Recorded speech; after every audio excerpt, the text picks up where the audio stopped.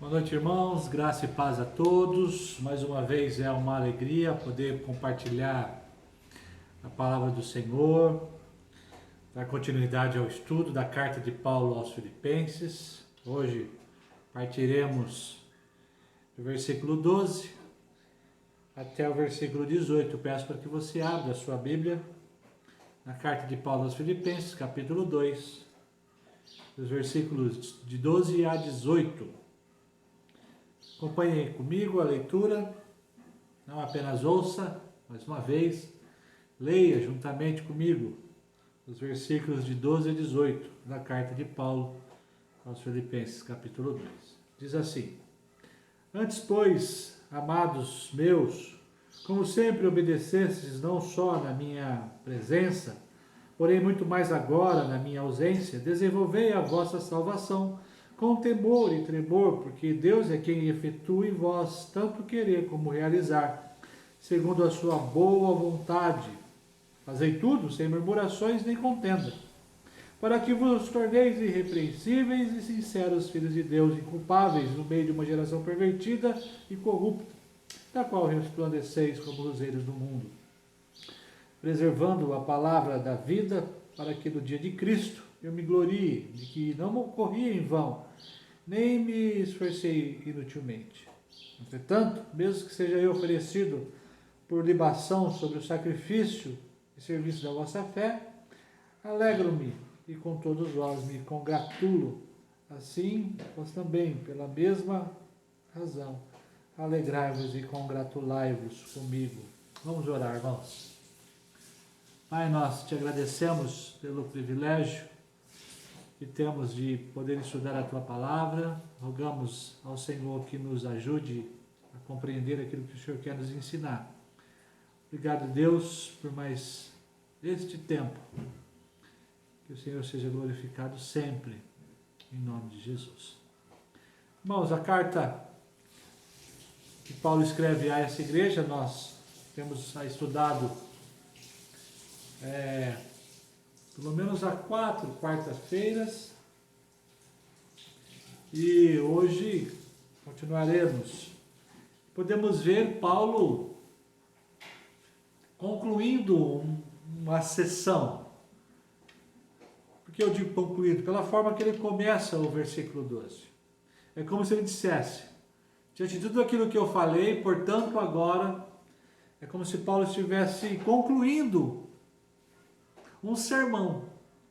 Antes ele está tratando sobre os estados de Cristo, como nós falamos na semana passada, há 2 semanas atrás, falando primeiro sobre o estado de humilhação de Jesus, onde ele se submete a tudo obedientemente às ordens expressas de Deus, se humilhando, se esvaziando da sua glória, vivendo uma vida de humildade, como servo, dentro desse estado de humilhação, culminando na sua morte, a morte de cruz, esse estado que se inicia desde o seu nascimento até a sua morte, e depois Paulo trata da sua exaltação, ele sendo exaltado, tanto é que exaltado de uma forma nunca vista, sobremaneira, super exaltado.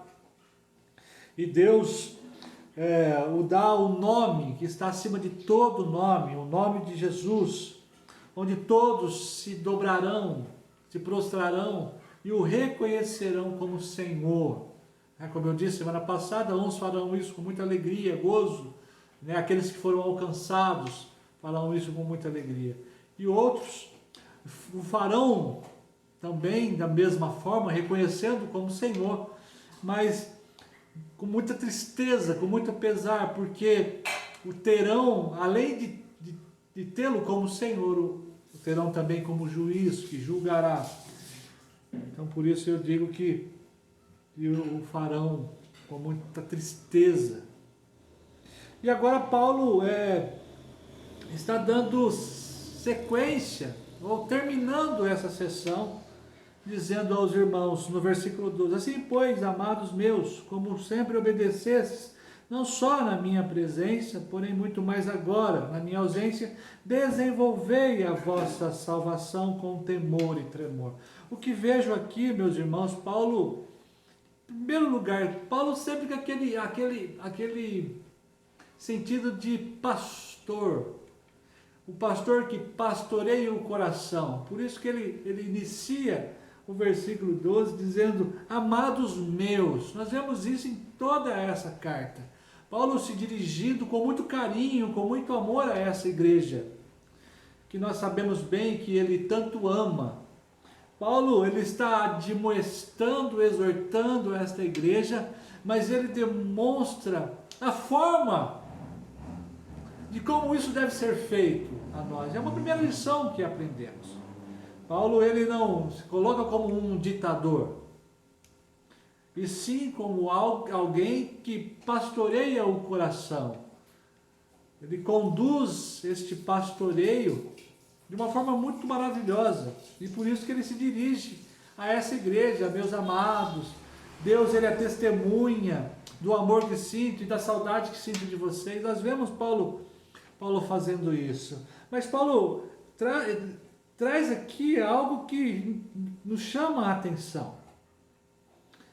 Assim como vocês têm me obedecido quando eu estou presente, muito mais agora eu peço que vocês me obedeçam quando eu não estou presente. O que Paulo está pedindo para essa igreja? Irmãos, amadurecimento. E aí uma pergunta que me vem é: nesse momento que estamos vivendo agora, como nós estamos nos portando? Que tipo de conduta temos tido? É muito fácil quando estamos dentro das nossas igrejas, cumprindo ali um ritual eclesiástico, cultuando, orando, até levantando as mãos. Mas e agora que nós não estamos na igreja, estamos dentro das nossas casas? Como estamos nos portando? Deus está sendo glorificado? Isso é uma pergunta. Eu não estou apontando para ninguém. Eu estou também fazendo uma autoanálise quando estou tratando a respeito. Como temos conduzido esse tempo aqui? Paulo, quando ele coloca isso, ele está chamando a atenção da sua igreja, porque nós sabemos bem como eles estavam agindo. Nós sabemos bem os primeiros versículos do capítulo 2 nos mostra isso. Quando Paulo chama a atenção, falando: se vocês amam a Cristo de verdade, de fato e de verdade, se vocês têm uma comunhão no Espírito, andem de modo digno, pensem as mesmas coisas, tenhais o mesmo amor, sejais unidos de alma, tendo o mesmo sentimento, não façais nada por partidarismo. Nós sabíamos que existia uma divisão, pessoas ali só faziam as coisas se elas estivessem no centro, onde os olhos estivessem voltados para eles. E aí Paulo está chamando a atenção, falando: irmãos, viva uma vida de acordo com a vida de Cristo, porque Ele é Senhor sobre todas as coisas. E há uma expressão aqui que Paulo usa: desenvolvei a vossa salvação com temor e com tremor. Um ponto importante precisa ficar bem claro para nós, irmãos, que nós não contribuímos para a nossa salvação. Não há um sinergismo. Não acontece aqui uma ação nossa para que alcancemos a nossa salvação. Não é o que Paulo está dizendo aqui. Não há uma contribuição, uma ajuda. Resposta a isso é o próximo versículo, versículo 13. A salvação é graça. Paulo trata isso na carta aos Efésios. Ele está tratando também no próximo versículo, quando ele diz: é Deus quem efetua todas as coisas. A nossa salvação é garantida em Cristo. Nós falamos sobre isso a semana passada. O que Paulo está dizendo é sobre um desenvolvimento espiritual, um amadurecimento. Por que ele está falando isso? Porque Muitas vezes, o que estava acontecendo é pessoas estagnadas, paradas na fé. Um pastor amigo usou um exemplo certa vez, bem baixo, mas podemos nos aplicar a isso. É que a salvação é como se nós tivéssemos ganho. Vamos guardar as proporções, que com muito respeito eu falo isso também.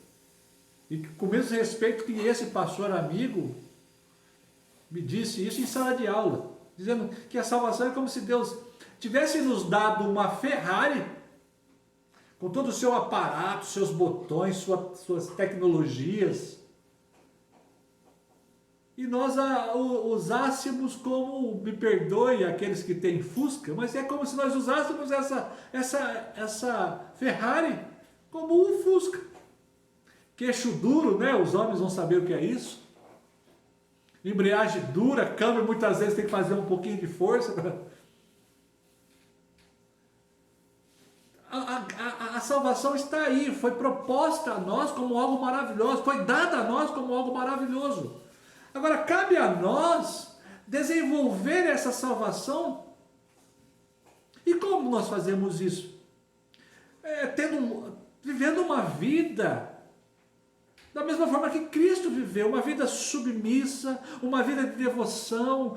Nós olhamos para os evangelhos, onde é narrado a vida do nosso Senhor, uma vida de oração, uma vida de intercessão, uma vida de comunhão, uma vida de entrega, de esvaziamento da sua vontade, dos seus desejos em favor do outro.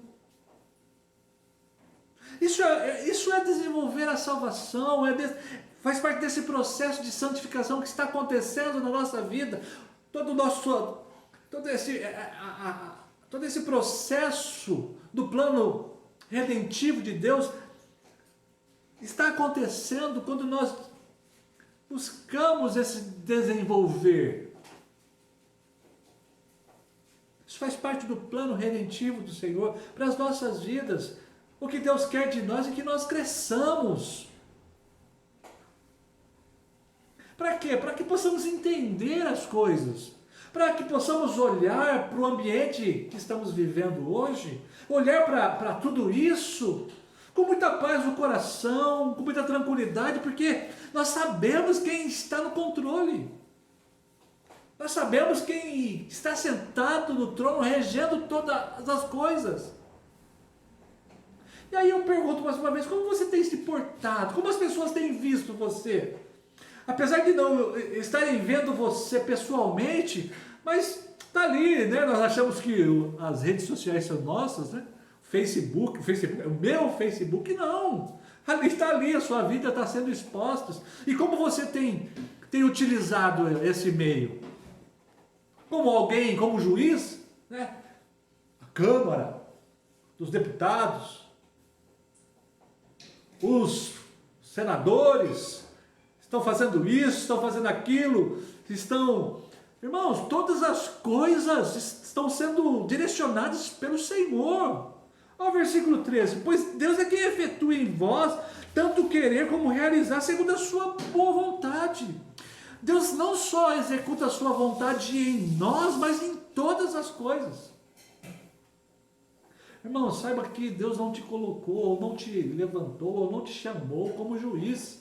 Ele não nos chamou para isso. Diante de tudo isso que está acontecendo no nosso país, eu não quero saber quem é culpado, quem é inocente, se as decisões que estão sendo tomadas estão certas, estão erradas. O meu papel é alegrar o meu Senhor, orando, intercedendo, pelas nossas autoridades, pelo presidente, pelo governador, por todos. Mesmo que você não tenha votado nele, ele está lá porque Deus, que rege todas as coisas, o colocou ali. E a forma como você reage faz muita diferença. E como você tem sido visto? Como alguém que exala alegria, satisfação em Deus, ou como uma pessoa rabugenta, mal-humorada? Como as pessoas veem você? Vou contar uma historinha, essa historinha foi contada quando eu preguei esse texto na igreja, no meu sermão de prova, quando concluí o curso de preparação para obreiros. Eu contei a historinha do irmão João. O irmão João foi para o monastério do silêncio. E quando ele chegou lá, ele foi recebido por um abade, que disse a ele: irmão João, esse aqui é o monastério do silêncio. E aqui você não pode dizer nada a não ser que eu lhe dê permissão para falar. Tá certo, irmão João? Tá certo. Irmão João foi para esse monastério. Ele foi muito bem recebido. E passado algum tempo, o abade chamou o irmão João, dizendo: irmão João, já fazem 5 anos que você está aqui. Você pode dizer 2 palavras. E João disse: cama dura. O abade prontamente disse: nós iremos melhorar isso. Passados mais 5 anos, o abade chama o irmão João e disse: irmão João, passaram-se mais 5 anos e você pode dizer mais 2 palavras. E o irmão João disse: comida fria. O abade prontamente disse: nós melhoraremos a nossa refeição, as nossas refeições, fique tranquilo. Passados mais 5 anos, o abade chama o irmão João. Irmão João, já fazem 15 anos que você está aqui. Você pode dizer mais 2 palavras. O irmão João disse: eu desisto. E o abade responde: faz bem. Desde o dia que você chegou aqui, você só faz reclamar. Apesar de hilária essa história, cômica, mas ela bate em cheio na forma em que vivemos as nossas vidas.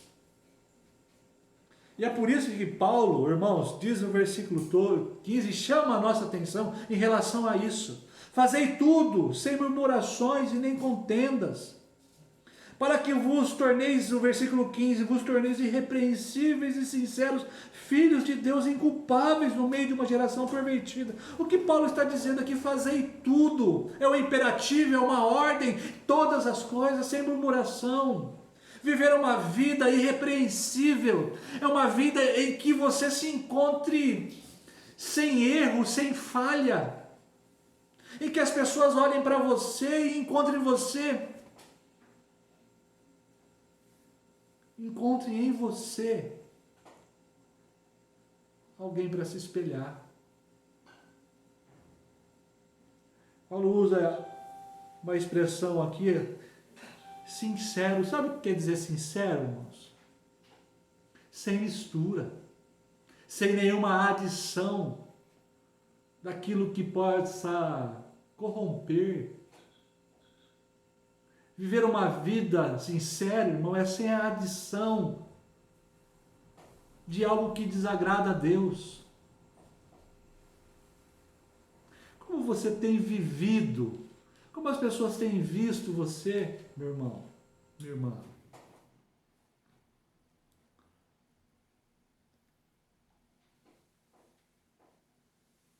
E Paulo continua, no versículo 15, no qual resplandeceis como luzeiros no mundo. Esse é o papel da igreja do Senhor neste mundo, principalmente nesse tempo. Não caia em provocações. Não caia, irmãos, em discussões em que não acrescentam nada, que não irá trazer para você o amadurecimento que você necessita.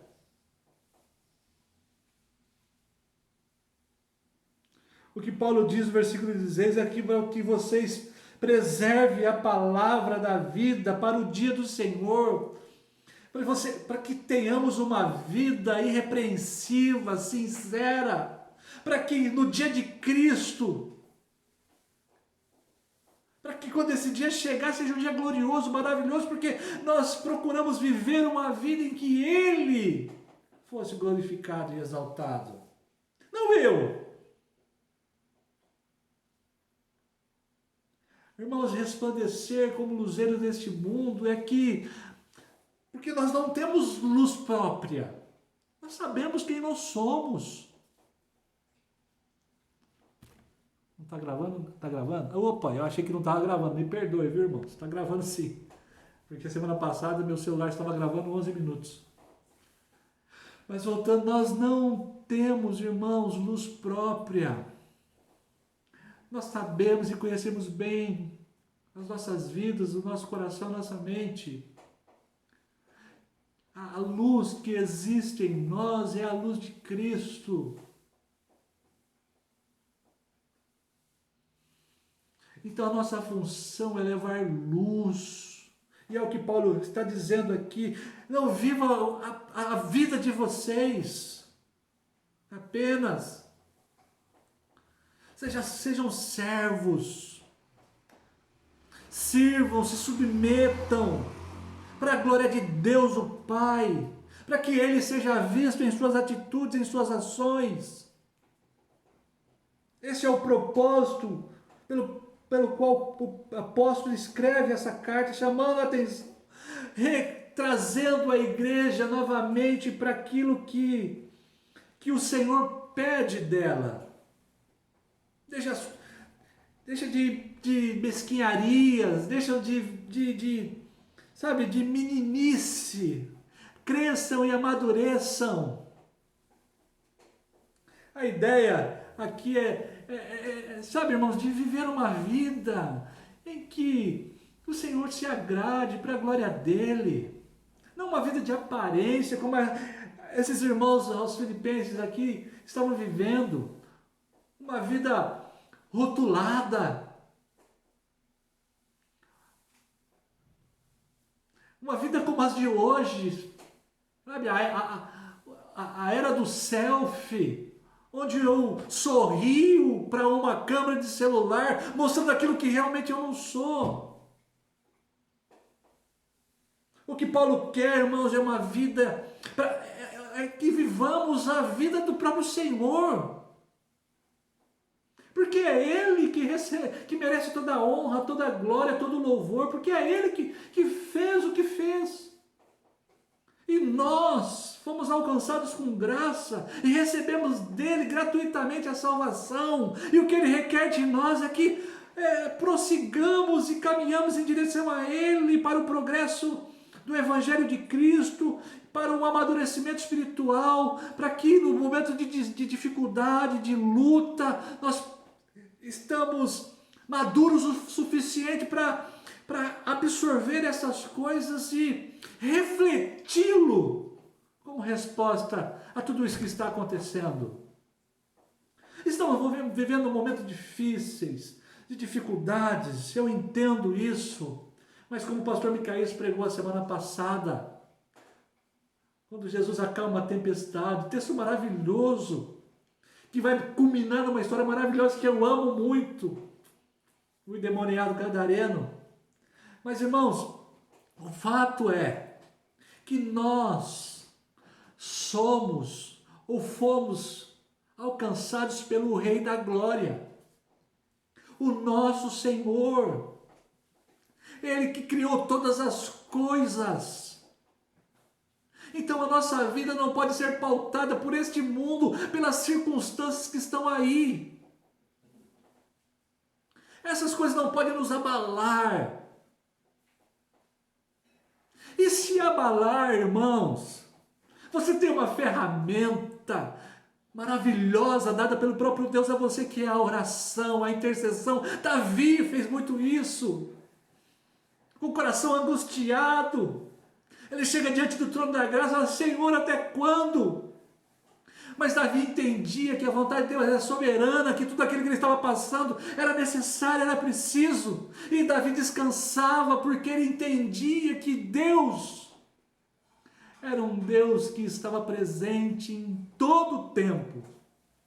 Como o Salmo 23 nos diz, um Deus que não falta.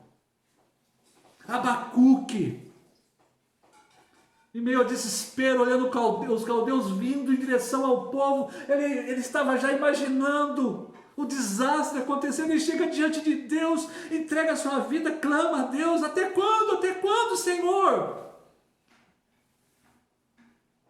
Mas ele entende a soberania de Deus. Irmãos, diante desse caos que estamos vivendo, a nossa posição é de intercessores, não de juízes. Mas também a pergunta ao nosso Senhor é: Pai, o que o Senhor quer nos ensinar?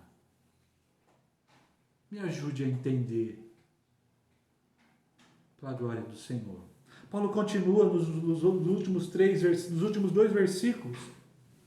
Entretanto, irmãos, que mesmo que seja eu oferecido por libação sobre o sacrifício e serviço da vossa fé, alegro-me, e com todos vós me congratulo. Assim vós também, pela mesma razão, alegrai-vos e congratulai-vos. Paulo está dizendo para irmãos, a minha vida é servir. Mesmo que eu seja oferecido, mesmo que eu morra, eu quero que vocês saibam que eu procurei viver a vida para agradar ao Senhor, e é isso que Ele está instruindo esta igreja. Louve ao Senhor com as suas vidas. Sirva, se entregue, se submeta. É o que o Senhor quer nos ensinar, irmãos. Saiba que Ele é o mesmo que tabernaculou com o povo lá no deserto. E que encarnou em forma humana, tabernaculando com os apóstolos. E que após a sua morte e ressurreição nos prometeu, esse texto foi usado pelo pastor, que estaria conosco. É um Deus que está presente em todo o tempo, em todo o tempo. Não perca isso de vista, irmão. A Bíblia fala que os olhos deles estão em todos os lugares e contemplam tudo, os maus e os bons. Então tenha uma vida, irmãos, em que Ele seja visto em você. Que o prazer maior da sua vida seja servi-lo e adorá-lo. Assim como Paulo. Assim como o próprio Senhor Jesus. Ele é o nosso grande exemplo, é o que Paulo está dizendo aqui. Amadureçam, cresçam. Usem o maior presente que Deus nos deu, que é a salvação. Com os benefícios trazidos por ela. De ter um Senhor presente em todos os momentos. Não seja pautado, irmãos. Não deixe que sua vida seja pautada pelas circunstâncias que esse mundo apresenta. Você é filho. Você faz parte da família. E Ele promete estar presente em todo o tempo. Que Deus te abençoe. E que você nunca perca isso de vista. Vamos orar? Pai, nós queremos te louvar por esse tempo. Obrigado pela tua palavra. Ó Deus, nós que somos falhos, imperfeitos, e dentre tantos o Senhor nos escolheu, vindo até nós, e tem trabalhado nos nossos corações, purificando as nossas vidas, nos moldando conforme a tua vontade e o teu querer. Obrigado por esse texto, ó Deus, que nos chacoalha um pouco e nos faz refletir. Pai, que o Senhor continue falando, nos ensinando no decorrer desta semana. Nos ajude a compreender a tua vontade. Trabalhe em nossos corações e que a nossa vida se reflita a luz de Cristo em todo o tempo. Em nome de Jesus. Amém. Irmãos, Deus abençoe. Um grande abraço a todos, fiquem com Deus.